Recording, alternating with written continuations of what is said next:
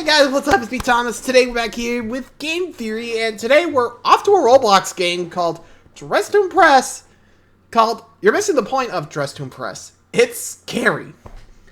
I feel like this game would be more like a allegory of like how models are like in real life. You know, the dieting, the having to worry about the look, anorexia. At least that's what I'm guessing from. I don't know. So, might as well check it out. See what the hidden meaning behind Dress to Impress is, huh? Be sure to like, subscribe for more. Hope you enjoy. Here we go. This is the most requested episode of Game Theory ever. Over the last 2 months, we've received hundreds upon hundreds of requests to play this game. Our subreddit is practically bursting at the seams. Our comment section is overflowing. People are hungry for this game. So today, I will answer the call. Today, I will cover the game that you have all been dying to see. Today, I will be theorizing about Dress to Impress. No, wait, it's scarier than it sounds. Trust me. Are they actually Hello, Internet. Internet. Welcome to Game Theory, the show that that... never goes out of style. Although I became very unsure of my own personal style when I tried my hand at the Roblox game that everyone had been requesting I play, Dress to Impress. It seemed simple enough. You just pick outfits, hairstyles, get your nails done, all to try and match the chosen theme. Only for you to lose regardless because people vote on what's cute rather than what's on theme. How on earth is this kawaii? So I have to say I was a little confused why this was so requested. I thought maybe Amy and I could do a collab episode about the psychology behind why the theme didn't really seem to matter. But then your comments pointed something out, a book, and it would change everything. It turns out it's not just these outfits that are sus. What started as a simple April Fool's update has now become 4 months of nearly daily updates across multiple games, all to tell a story of tragedy, betrayal, and revenge. And so I've been following along, writing down my thoughts with each new update, theory crafting in real time to try and solve it. So, sorry Amy, no collab today because I gotta take a peek behind the fashion show curtain myself and find out what hidden lore is hiding inside of Dress to Impress. That's what you get for caking me. So, what is this rap? Okay, this is gonna be interesting. So, no thoughts on the model industry. Okay. Sorry. I don't know. I mean, I thought that was where this was going, you know? The point of Dress to Impress. Yeesh. I mean, to be fair, the way he describes it kind of does sound like just like satire of the fashion world, you know? Like, dresses don't match, and yet they still become fashionable. Just, I don't know.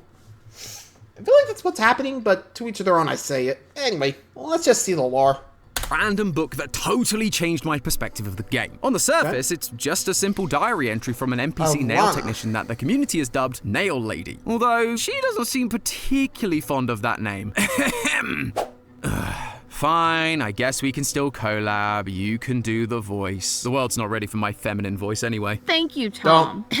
They just call me Nail Lady when I am so much more than that. My name is Lana, but no one calls me that. I'm gonna run away one day. Sounds pretty understandable, right? Yeesh. She just wants people to call her by her name, but that's not what got everyone's attention. What stood out was on the next page, where she writes that she wants to set fire to the studio and reveals a list of targets. She even has dealt with written next to some of the names. I mean, I'm sure we all have that one colleague we don't like, but often they might be a bit overdramatic, maybe. Though it turns out these aren't her colleagues. If you take a closer look at the names, some of them are the names of the game's developers. Okay, cool. We've got a murdery protagonist who is unhappy with the life the devs gave her, and so she is offing them one by one. Pretty straightforward, right? Well, it was until updates started rolling in. Lana's diary was no longer on full display, but instead was hidden at the top of a cabinet. However, it was still readable, and it said something new. Oh, that isn't me. They replaced me with some doppelganger. That's not me. I'm Lana. She's not. But she's pretending to be me. I don't know where I am. Gigi is holding me somewhere so I can't escape. Please help me. I am so scared. And I hope that thing sitting in my salon chair doesn't harm my image. I think she's the reason why all the players are going missing. And then, if you take a look at the wall, you'll see 3 missing posters, the names of which match 3 of the replacers from Lana's target list. That person she mentions, Gigi, is also a developer, and she has now taken Lana hostage, replacing her her with this doppelganger, and not the kind with extra eyes and missing mouths. All of this is to keep the game running smoothly so people wouldn't suspect she was gone. However, this is slightly confusing. Lana claims that these people are missing because of this doppelganger, but the target list that matches the missing posters came from her diary. Or was that actually the doppelganger's diary? I'm not entirely sure who I'm supposed to be trusting here, but the diary does give us a Roblox user ID that leads us to Lana's Roblox profile. Lana does nails, so we should probably start there. And oh boy, this is where the fun begins. On her page is a link to a YouTube account with a handful of short videos. The first video is called Awakening. A face appears and tells Lana, "How dare you, Lana, spread our plans." Already we're off to a mysterious start. Lana has betrayed whatever this awakening is, I assume by telling us about the doppelganger. In a later video, Ode to Myself, she once again mentions this wretched group, but in the description tells us she's trying to warn us that we are next. Is this group trying to take over the game? To replace all the players with mindless doppelgangers that just follow the rules? Maybe they're also mad that people aren't playing it right. There is one more video, but it doesn't really give us anything new. So I went back to Lana's Roblox page and looked around for more clues. If you look under the Creations tab, you can see that Lana is actually making a game of her own, and it's called Forest. It invites us to view the truth of Lana's story. Given that we're specifically looking for lore, this is an enticing offer, but be warned, this game is nothing like Dress to Impress. A blood red filter covers the screen, eerie music plays in the background, and a human eye is constantly watching you. As you wander through the forest, you can find sentences that tell the story of Lana, that she was diagnosed with a terminal illness that left her and her family in debt, and that she now works in the salon just to get by. Given her diary told us she hates it there so much, I suspect she turned to this awakening group for help. It would be classic cult-like manipulation. They promise her financial support only for them to turn on her when she doesn't fall in line. And I think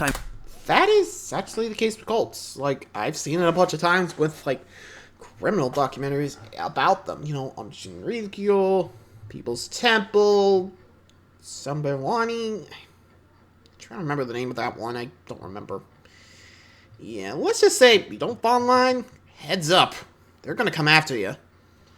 Just saying, and those are just, like, some examples. I don't know how far it goes, but Jesus Christ. Anyway. I might be right, because as you explore the forest, Lana's doppelgangers try to kill you. This is the truth that they want hidden. But if you manage to avoid them, you can find a podium that requires 4 people to open a portal to a maze. Get to the end, and you'll receive a binary code that translates to, "You may have finished your trials, but the evil lurks throughout. This is not the end. There will be chaos." Well, chaos is usually bad, so I suppose we should probably help Lana stop it. Fortunately, when I returned to Lana's page, she had created a group called Saudade, which is described as the birth of an uprising, a new dawn where we stand united against the forces of evil. Alright, let's go! Inside the group there were a few subgroups too, one of which is called coterie, a word that means an exclusive group of persons with a unifying common interest or purpose. Lana is already out here building a rebellion, gathering people through the common goal of exposing the awakening.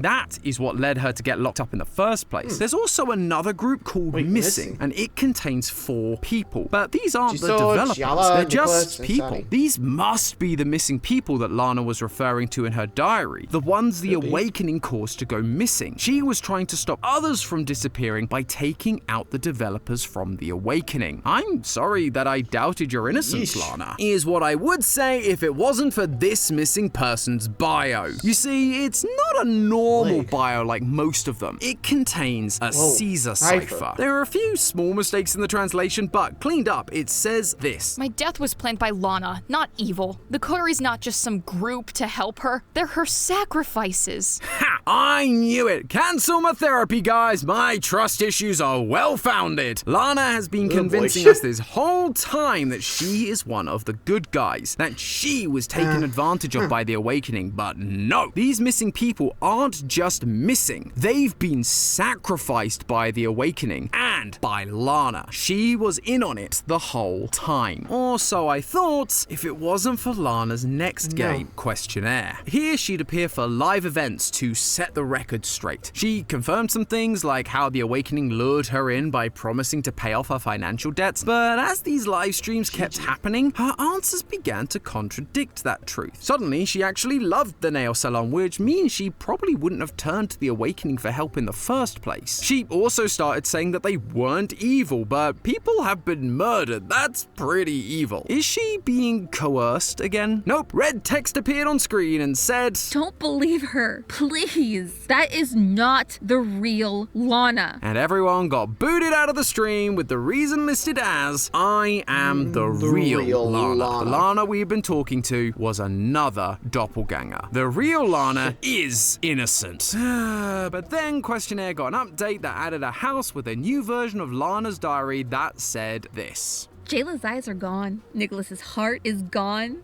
Jisoo's voice is gone. And Sadie has been taken apart. I pray that this stays private and no one finds out my true intentions with the Saudon. I cannot believe how easy it's been to make these players believe that I am the victim. And now they're all on my side. They will all pay for how they treated me. So that whole kicking us off to get rid of the doppelganger was also just a stunt. Lana has been playing the victim, making us believe anything bad was a doppelganger working for the Awakening. But really, Lana was the villain behind it all. I tell ya, this story's got more twists than an M. Night movie. After this reveal, Yeah, no kidding. Like, I don't even know what to believe anymore. I mean, with that tape with Lana there, I'm not sure that's actually Lana's. Like, I mean, at this point, you're just thinking, okay, who the hell is telling the truth here?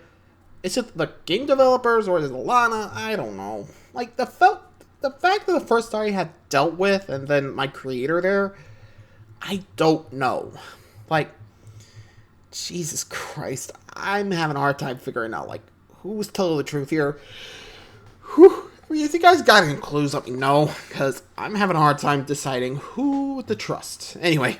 Lana went full villain mode, executing 3 members of the coterie live on air. But the last member, Nelly, wasn't going down so easily. Now what happened to Nicholas and all the people you killed, sacrifice, is going to happen to you? Seeing through Lana's deceit, Nelly flips the script and kills her instead. Finally, Lana's reign of tyranny and deceit would end. But I'm sure you could all figure out where this is going, right? Once the dust settles, Lana's YouTube account posted a video called The Last Serenade, and it said, There's still more to come. This time it will be successful because I've opened the gate. that Lana that was just killed was a doppelganger again. But now she's achieved her goal, which was opening a gate, apparently. The keen-eyed among you will probably recognize it from the Forest game, the gate that needed 4 people to activate it. And we now have 3 dead coterie members and Lana's dead doppelganger. 4 bodies to help Lana open this new gate. Killing the coterie members wasn't about protecting her own skin or defending the Awakening. It was always part of her plan, and it's likely why she had sacrificed the first 4 missing victims. But that, ladies and gentlemen, was the end of chapter 1. And there were 2 major questions that everyone had. What is the portal, and why did Lana need it? Well, before we dive into chapter 2, here's what I think. Typically, when it comes to cults and sacrifices, portals would be used to summon some kind of evil entity. However, the portal in the forest that looked identical to this new one took us to a new location instead. So, Lana and the Awakening aren't trying to summon something, but go somewhere. Lana's motivations still seem tied to what we saw in her diary. She wants to burn the salon to the ground, and she likely still wants to destroy the devs who made her life so horrible. They designed her boring NPC life. They designed her tragic backstory. And so I suspect whatever lies beyond this portal will help her to achieve that. Maybe she needs to find some demonic monster to bring back and kill everyone. Or maybe this new world has some kind of item that can make her an all-powerful being, able to transcend the game and destroy the devs completely. Maybe it'd even allow her to enter our world. All of this would certainly fit with the culty vibes. But whatever the answer is, I gotta say I'm kinda hooked on this one. I know I've been sighing about the constant back and forth of doppelgangers versus the real Lana, but I'm just really impressed impressed So many that there's this doppelgangers. many twists hidden inside a Roblox runway simulator. So I just wanted to take a minute to say thank you guys for recommending this game to me. I'd have never known about this fascinating experience if it wasn't for you. So please, if you've got recommendations, please do let me know down in the comments below. I love getting exposed to new games, and I especially love covering games that I know that you guys want to see. But I should stop with all this mushy stuff because chapter 2 is Right, here, let's so it's move on. time to see if I'm right. After a little bit of time, the Saudade added a new group to its affiliate tab called Plague,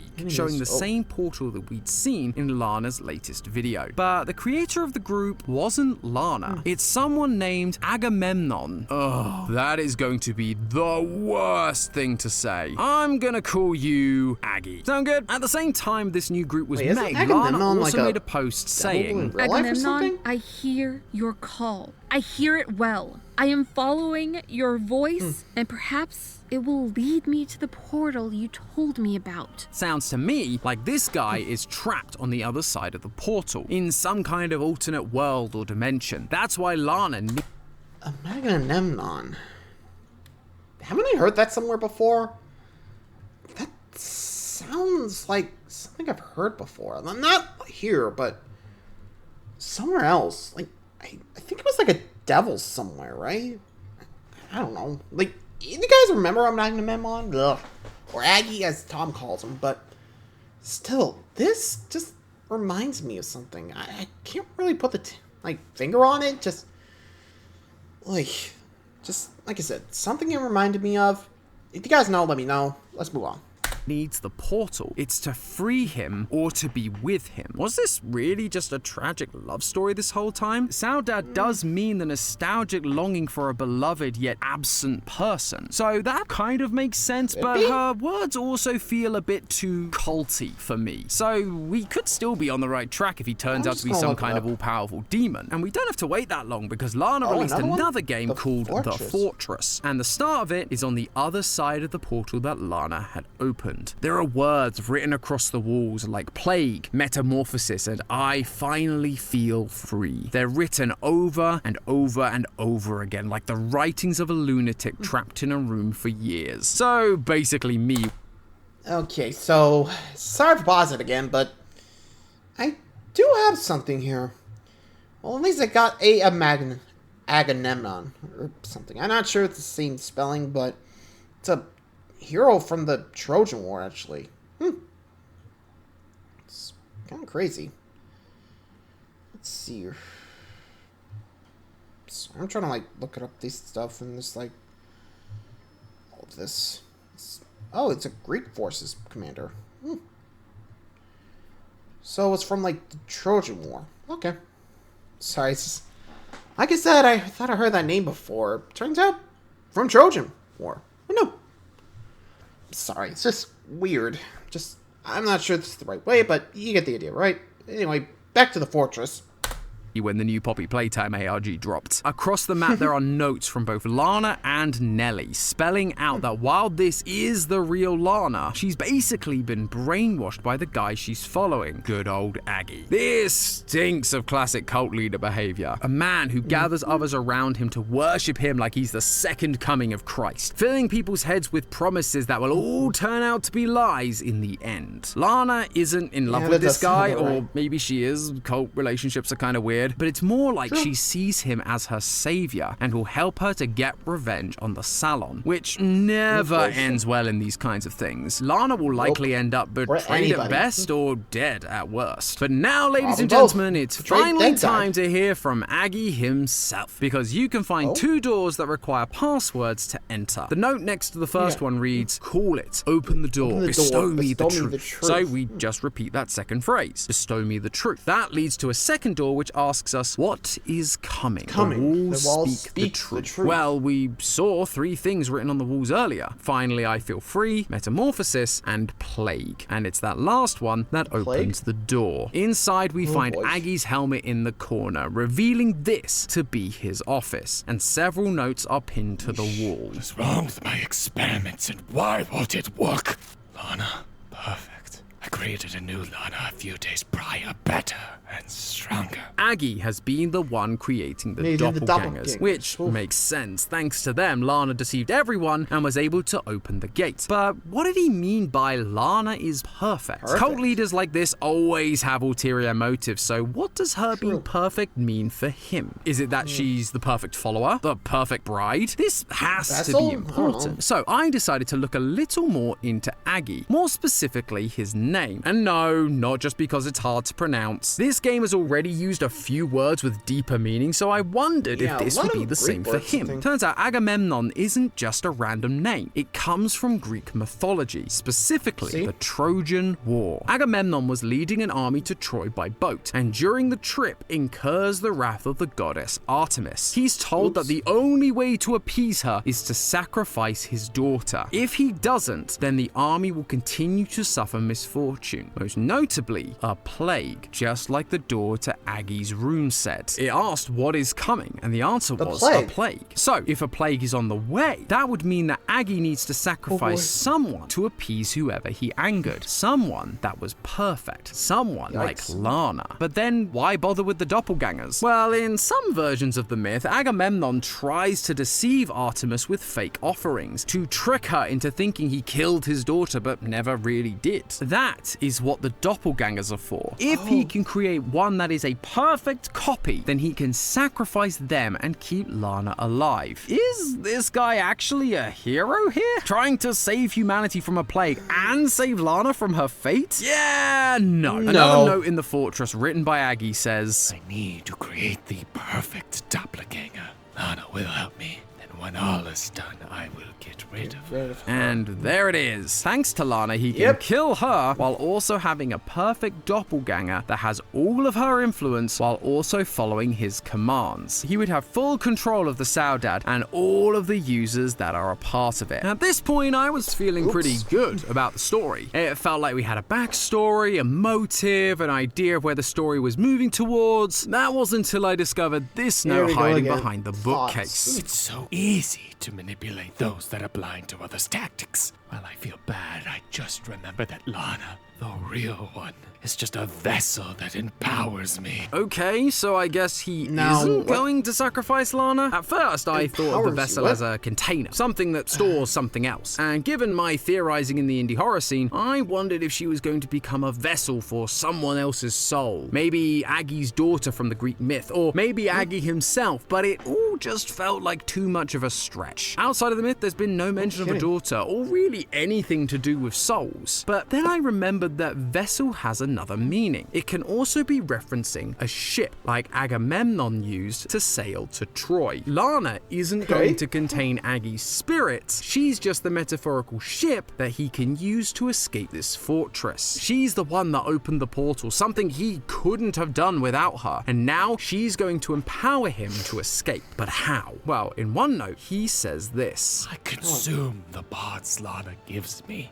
My true form will be victorious. I just need more parts to fulfill me. We heard from Lana's diary that the missing people had the their eyes eyes gone, and limbs heart's taken gone, out. Well, voice this is is where gone. they Oh, went. boy. Aggie is using them to create his true form so that he can escape this dimension. On Lana's YouTube channel, a new video got posted showing security footage of Aggie and Lana sacrificing the last coterie member, Nelly. But instead of sacrificing her at a live event, Aggie unleashes a monster. We only catch glimpses of it, but it's a very tall and misshapen humanoid body covered in eyes and teeth. Aggie remarks to Lana, Was it not what you were expecting? "No, Aggie, this is not what any of us were expecting when you said you were making your true form. I was expecting the most shadified Roblox character ever, but instead you went full Vita Carnus on me." But while that reveal was confusing and a little disappointing, there was another reveal in this Harsh, but moment. accurate. Lana, out of nowhere, feels regret. Nelly,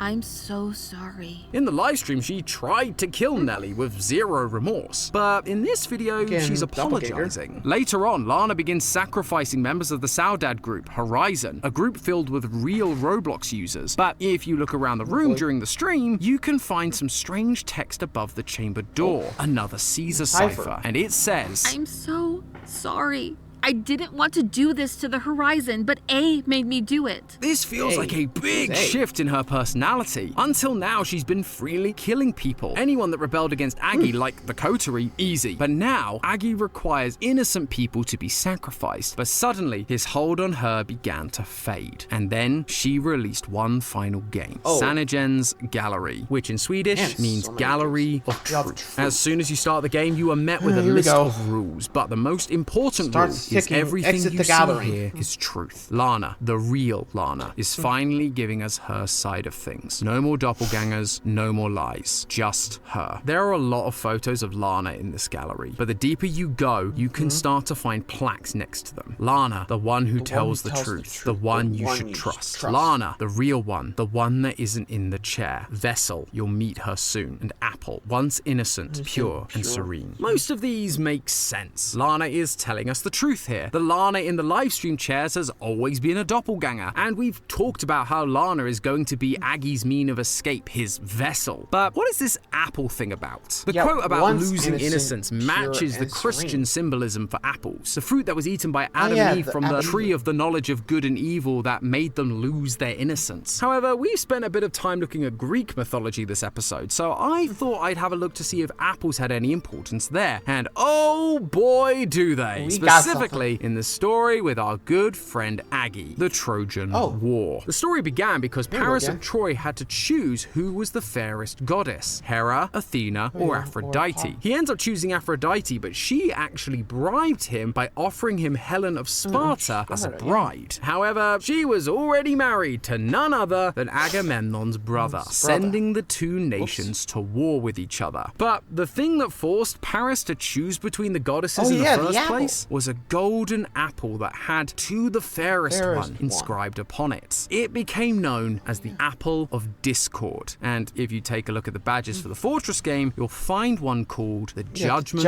of Paris, the same name given to the start of this Greek myth. For Lana to be described here as an apple, it could be referencing her sowing discourse amongst the community. The real Lana having regrets and changing her mind is ruining Aggie's plan. But you know what? I'm gonna take a bit of a swing here and say it's actually something bigger. If the apple is what caused Agamemnon to go to war and endure all that suffering in the myth, what if Lana, as the apple here, is somehow responsible for Aggie being trapped in the first place? Aggie clearly doesn't care for Lana. He calls her a pawn in his game, someone he's okay with getting rid of once their usefulness has stopped. He even questions if she is perfect when he's making the doppelgangers. He doesn't want to use her, but he has to. And looking back through the fortress map, you can find an apple on Aggie's desk with an arrow going through it. He cannot help but telegraph his disdain for her, and yet she is completely unaware. It would also be quite a poetic narrative, having the person who is somehow responsible for getting him trapped there being the only way that he can get out. It is a bit of a leap, I'll admit, but the leap from chapter 1 to 2 was also quite big, so who knows with this series. But there you have it, theorists. After 4 months of waiting, we finally have uncovered the lore of Dress to Impress. The story of a girl fallen on hard times, upset with her lot in life, and sought help from a cult that promised her the world. She was swayed by the charms of its leader, who took her under his wing, using her to make doppelgangers to deceive everyone, sacrificing players to make his perfect form and free him from his prison. Or at least, that's what I think is happening right now. This game is still updating almost daily, which is really impressive, but as a little peek behind the theorist curtain, our scripts are usually written 2 to 3 weeks before you guys ever see a video. So when a game like this is updating so often, it becomes nearly impossible to make a theory that isn't going to get debunked just days after I finish recording. Hi, Future Tom here. That is exactly what happened. There weren't as many updates as I was expecting. Seems they're mainly waiting for the Halloween update, but there was a live stream where Lana clarified one crucial detail, that we were wrong about her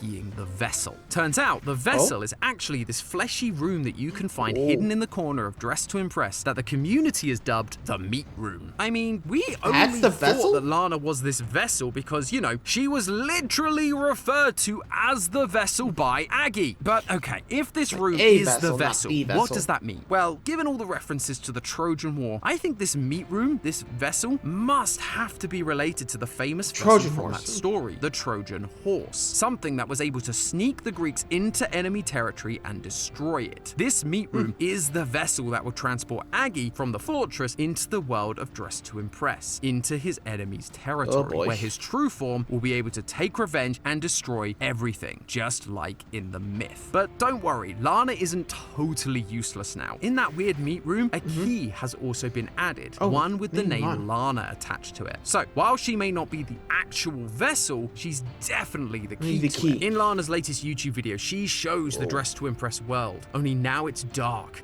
red, covered in eyes, and we see another portal. I could see Lana or her doppelgangers doing one final sacrifice, one that will open up the portal and allow Aggie to escape his prison through the vessel, the meat room, and then he will be able to enact his revenge and turn the world into that hellscape we see in the video. The only other thing I'll note is that Lana seems to have completely lost her sense of guilt and is back to being fully gung-ho about taking over Dress to Impress. Given her past changes like this, I wouldn't be at all surprised if we have another doppelganger on our hands, just lying to us. So who knows, maybe Lana will turn out to be the vessel after all. But regardless, I think we can all agree that this game is fascinating. I don't think anybody would have expected this level of storytelling from a game like this. So I tip my hat to you developers, keep it up. I, for one, am very excited to see where things go next. But in the meantime...